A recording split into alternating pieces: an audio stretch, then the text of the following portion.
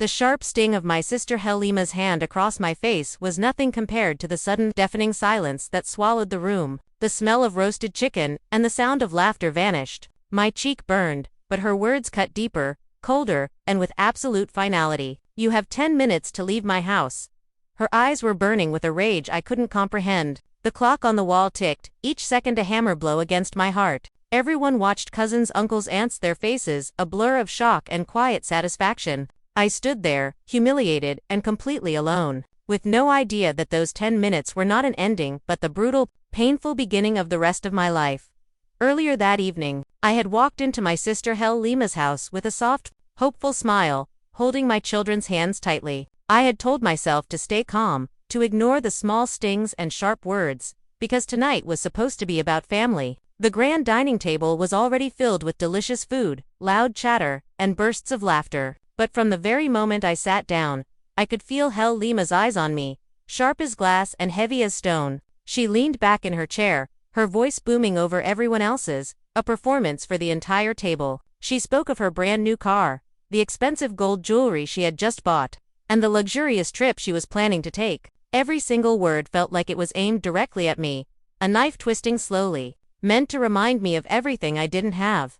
Helima's smile turned into a cruel smirk as she looked at me and asked, loud enough for all to hear, if I was still struggling with my small, insignificant jobs. A few of our cousins chuckled, poorly hiding their amusement behind their hands. A wave of heat rushed to my face, but I kept my expression still, my lips sealed. I reminded myself, again and again, that I came here for peace. I did not want my children to witness a fight between me and their aunt. But Helima was not finished with her performance. She began to brag about how her children attended the very best schools, how they wore designer clothes from head to toe, and how she had worked so hard to reach her high position in life. Then, her eyes locked onto mine. She added, "Some people just don't try hard enough. That's why they will always remain small."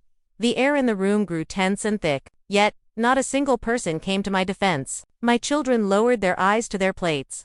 Their small shoulders slumped with embarrassment, wishing they could disappear. My heart hammered against my ribs, a frantic bird trapped in a cage. But I lifted my chin high. I refused to show her any weakness, even as my own family sat by and watched her mock me. I tried to change the subject, to steer the conversation back toward peace and family. But Helima just laughed, a harsh and dismissive sound, waving her hand as if my words were nothing more than buzzing flies. With every passing moment, the air grew heavier, and I felt like I was shrinking in my chair, becoming smaller and smaller in my own sister's home. But deep inside, beneath the pain and humiliation, something was waking up. I realized that Helima's words were not just insults, they were a challenge. And though I sat there in silence, my mind was whispering a promise to my children. One day, you will see me rise above all of this. One day, we will sit at a table where no one ever dares to laugh at us. That night, the dinner that was meant to celebrate family turned bitter. Helima's house was overflowing with food, but for me, every bite carried the sour taste of humiliation.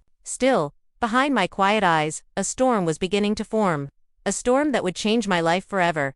The tension at the table grew heavier with every word. I tried to swallow my pain and keep my calm, but Helima's eyes were fixed on me, full of fire. Suddenly, she pushed her chair back with a loud scrape and stood up. Her voice rose above the quiet chatter. "You think you can come here and act like you belong?" she shouted, pointing a trembling finger at me. Before anyone could process what was happening, her hand flew through the air and landed hard across my face. The sharp sting burned my skin, but what hurt far more were the eyes watching me, the eyes that did nothing. The laughter stopped. The room froze. A heavy, suffocating silence filled the air. Helima's voice, sharp and cruel, cut through the silence once more. "You have 10 minutes to leave my house. 10 minutes. I will not have you sitting at my table, pretending to be my equal." Her words were like daggers, her face twisted with pride and disgust. Everyone at the table shifted uncomfortably in their seats. But no one spoke a word for me. Some of my cousins lowered their heads, pretending they hadn't seen a thing. A few others smirked quietly, almost pleased by the unfolding drama. Others suddenly became very interested in their food, avoiding my eyes as if my pain was an inconvenience, not worth noticing. I held my stinging cheek, my heart racing, but I refused to let a single tear fall. My children sat perfectly still, their small faces pale with shock and fear, not knowing what to do or say. I wanted to shield them from this ugly moment, but I knew this memory would be burned into their minds forever. I slowly pushed my chair back and stood up. My body was trembling, but I forced my back to stay straight. I looked around the table, my eyes searching for even one person, just one, who would defend me. But all I found were lowered eyes and unbreakable silence. Those 10 minutes felt like 10 heavy years pressing down on my shoulders. But instead of begging or arguing, I gathered my children, their small hands finding mine, and walked toward the door. My dignity felt bruised and my spirit was aching. But I would not give Halima the satisfaction of seeing me completely broken. Every step away from that table was painful. But inside me, a strong quiet voice whispered that this was not the end. As I left the house, the sound of my children's footsteps following closely behind me gave me a strange sense of strength. Halima stood tall, a queen in her victorious moment. But she had no idea that she had just planted the seed of her own downfall. Because in that moment, while everyone else saw me leaving in shame, I was quietly making a promise in the deepest part of my heart. I would rise again, and one day, the same family that sat in silence would watch me shine brighter than Halima ever could. That night, I walked out with nothing but my children and my wounded pride. Yet, hidden behind my pain was an unbroken spirit, ready and determined to turn humiliation into strength. When I reached my small home with my children that night, the weight of everything I had held inside finally came crashing down. I closed the door behind us and sank to the floor, my face buried in my hands. Tears streamed down my cheeks, hot and unstoppable. Not just for the sting of Halima's slap, but for the burning shame of my children having to witness it. My heart shattered into 1,000 pieces, knowing they had seen their mother humiliated. Treated as if she were nothing in front of people who should have been our family, who should have protected us. My children sat quietly beside me on the floor, their small hands reaching out to touch my shaking arms. They didn't speak, but their eyes were filled with questions too heavy for their young hearts to carry. I looked at them, and a deep ache spread through my chest. I quickly wiped my tears away, trying to be strong for them, but the pain was too raw to hide. I pulled them close, holding them as tightly as I could, as if my embrace could somehow erase the terrible thing they had just seen. Through my tears, I whispered softly, "I am so sorry you had to see that tonight. I am so sorry you saw your mother treated that way." My voice cracked, but I forced myself to keep speaking. "But listen to me, my children. This is not who we are. This is not where our story ends." They looked at me, their faces full of confusion but also trust, waiting for my next words. I lifted my chin, my tears slowly drying as a new feeling, a fierce determination, began to replace my sorrow. "One day," I said firmly, my voice growing stronger, "we will sit at a table where no one will dare to mock us, where no one will ever have the power to make us feel small. That day will come, I promise you. Tonight we cry, but tomorrow we will rise." My children nodded slowly, their eyes shining with a mixture of sadness and hope. In that moment, they saw their mother not as a victim, but as someone strong, someone who refused to let humiliation define her. Our house was small, the room was dim, but my words filled the space with a light they had never felt before. I stayed awake long after the children had fallen asleep, watching their peaceful faces. I wiped the last of my tears and whispered to myself, "I will give them a life better than this. I will make sure they never, ever feel this shame again." It was a night of tears, but hidden within those tears was a powerful vow. A vow that would shape the future for me and my children. The next morning, the sky was heavy with gray clouds, but I still stepped outside. I wrapped my scarf tightly around my head and walked slowly down the muddy path. My heart felt tired and heavy, but I knew I had to keep moving, even if I didn't know where life was leading me. As the rain poured down, most people hurried past, their heads covered, not stopping for anything or anyone. But then, just a few steps ahead, I saw an old man struggling. He was holding a thin walking stick, his back bent with age, his hands shaking. Suddenly, the stick slipped from his grasp and fell into a muddy puddle. The old man bent down, trying to reach it, but his frail body could not manage it. People walked right past him, pretending not to see, too busy saving themselves from the rain. Without a second thought, I rushed forward. I picked up the stick, wiped the mud off with the end of my own scarf, and gently placed it back into his trembling hands. "Here, Baba," I said softly, my voice full of respect. The old man looked up at me, rain dripping from his wrinkled brow, and for a moment, his eyes filled with surprise. So many people had ignored him, yet this young woman, who looked so weary herself, had stopped to help. The man held my hand tightly for a second, his voice low but warm. "Thank you, my daughter." Not many stopped to help an old man anymore. I managed a faint smile and shook my head. You don't need to thank me. Kindness doesn't need payment.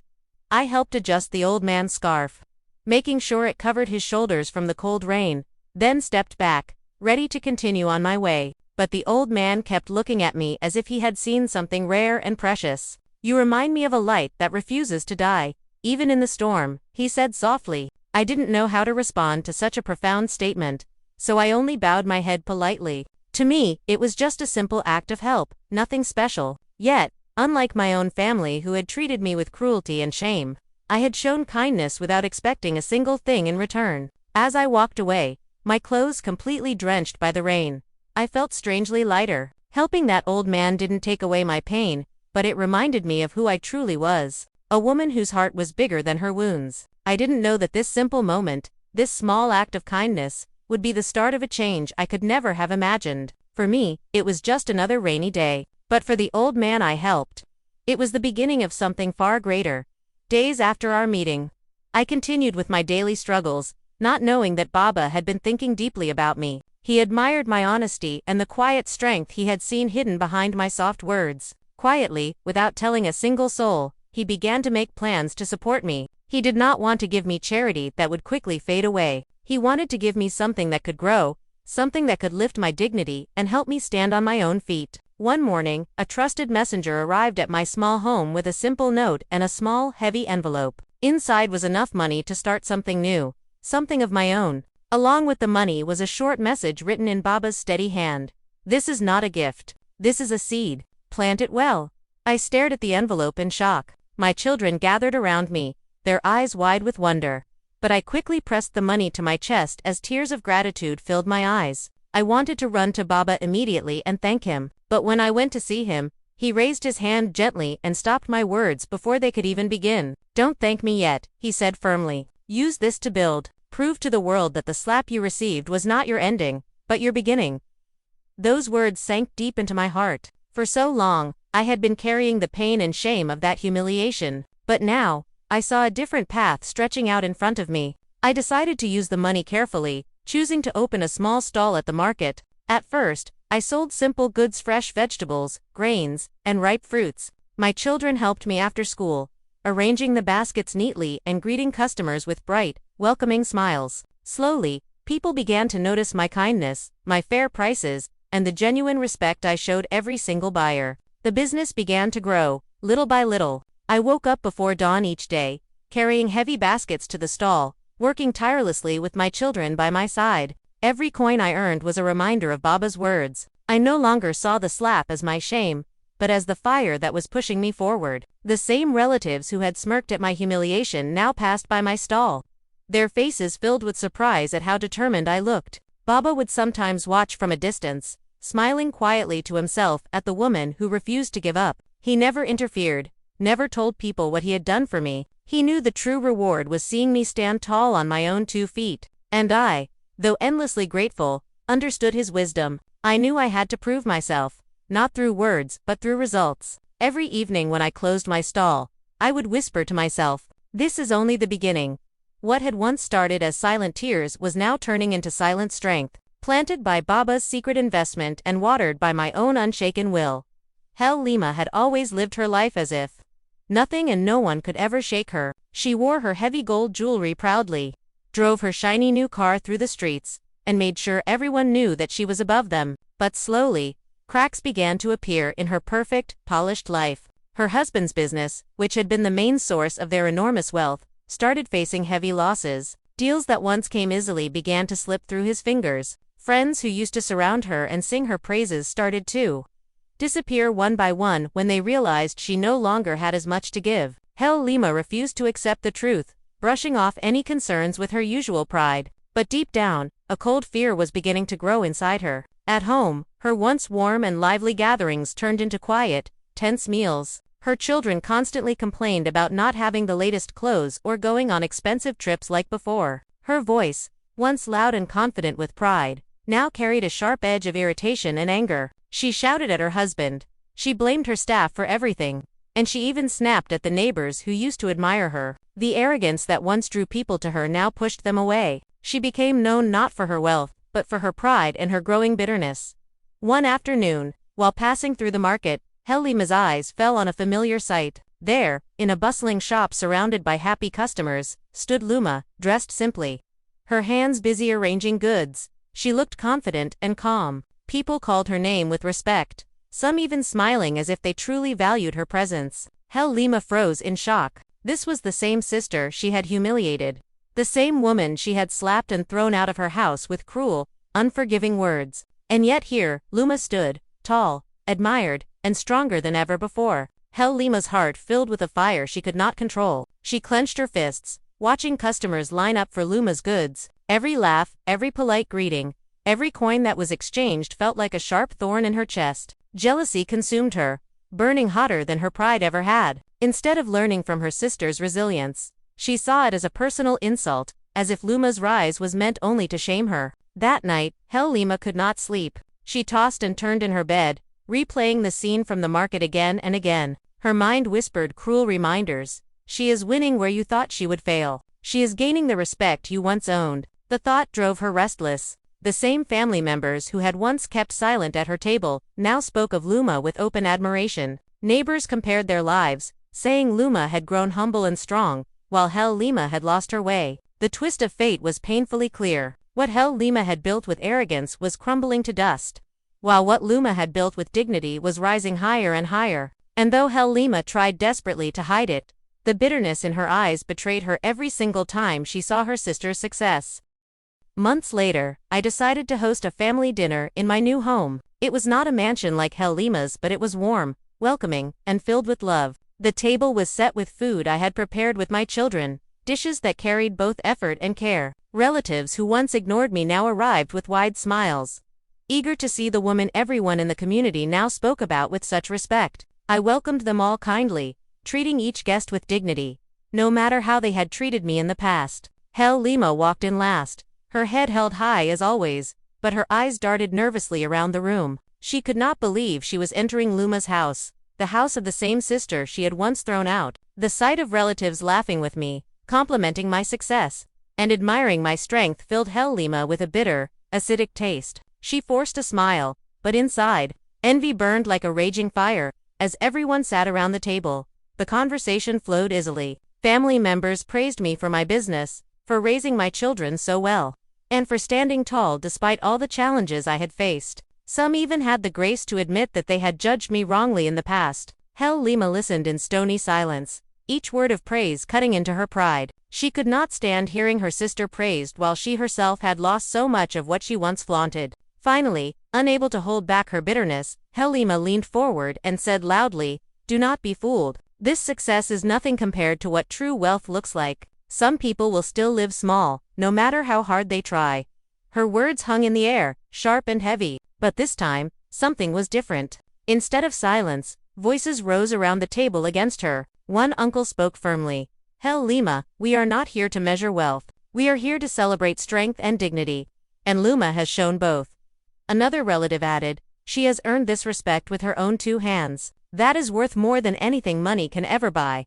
Others nodded in agreement, their eyes turning toward me with warmth and admiration. Lima's face flushed with anger and embarrassment. She tried to speak again, but the tide had already turned against her. The same people who had once stayed silent during her cruelty now defended me openly. For the first time, Lima was the outsider at the table. I did not raise my voice or return the insult. I only smiled gently and continued serving food, my calmness shining brighter than any argument ever could. That night, the table had truly turned. I, once humiliated, now sat in honor, while Lima, once so proud, sat in silence, tasting the bitterness of her own actions.